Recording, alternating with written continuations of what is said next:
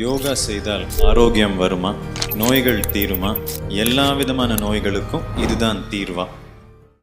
இந்த யோகத்தில் நாம் உடல்னா 5 ஒரையாக பார்க்குறோம். 5 நிலையில் பார்க்குறோம்.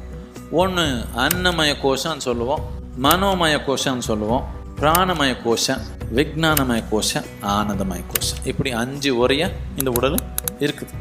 நீங்கள் இப்போ பார்க்குற உடல் இப்போ இருக்கிற நிலைக்கு அடிப்படை என்னென்னா, உங்கள் மன உடல் எப்படி இருக்குது, உங்கள் சக்தி உடல் எப்படி இருக்குது, அந்த மாதிரி தான் இந்த பொருள் உடல் இருக்க போகுது. இப்போ மனநிலை சரியா இல்லைன்னா உடலில் பலவிதமான வியாதி இப்போ நமக்கு வந்திருக்குது. இது என்னத்துக்குன்னா, மனநிலை சரியில்லைன்னா அந்த மாதிரி தன்மை நமக்கு உடல்நிலையில் நடக்குது.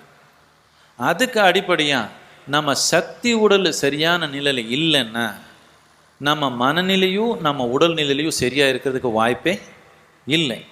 இப்போ யோகத்தில் அடிப்படையாக நம்ம நோக்கம் என்னென்னா, இந்த சக்தி உடலில் நாம் முழுமையான நிலையில் ஒரு சமநிலையான நிலையில் நாம் வச்சுக்கணுன்றது நோக்கம். உங்கள் சக்தி உடல் முழுமையான நிலையில் சமநிலையான நிலையில் இருந்தால் உடல் நிலையில் மனநிலையில் நோய் வர்றதுக்கு வாய்ப்பே இல்லை, கட்டாயமாக இல்லை. இதுக்கு ப்ரூஃபாக நம்மக்கிட்ட 1000 மக்கள் உலகத்து பூரா இருக்கிறாங்க. இப்போ சும்மா ரொம்ப எளிமையான யோக பயிற்சி பண்ணி எவ்வளோ வருஷத்துலேருந்து தீராத நோய் எல்லாமே அவர் வெளியே வந்திருக்கிறாங்க. தீராத நோய் என்ன? இந்த நோய் உள்ளத்தில் உருவாக்கப்பட்டிருந்தால் மட்டும்தான். இப்போ உங்களுக்கு ஏதோ ஒரு பாக்டீரியானாலேயோ வைரஸ்னாலேயோ வெளியிலேருந்து வந்த நோய்க்கு நீங்கள் டாக்டர் கிட்ட தான் போகணும்.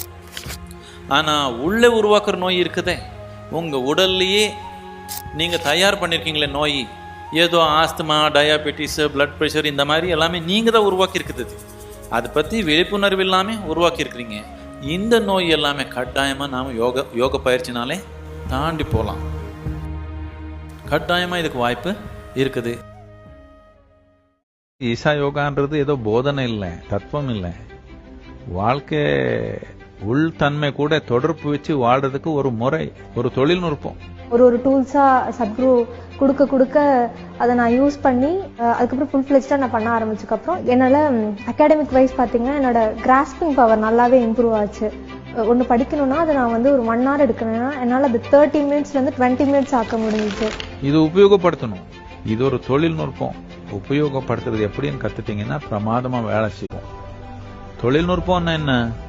யார் உபயோகப்படுத்த கத்துக்கிறாங்களோ அவருக்கு எல்லாமே செயல்படும். ஒரு பாயிண்ட் வரும், அதுக்கப்புறம் நான் ரொம்ப நெகட்டிவ் ஸ்பைரலில் போயிடுவேன். அந்த ஸ்பைரலில் இப்போ நான் போக மாட்டேங்கிறேன். டிப்ரெஷனுக்கு போக முடியாது இப்போ.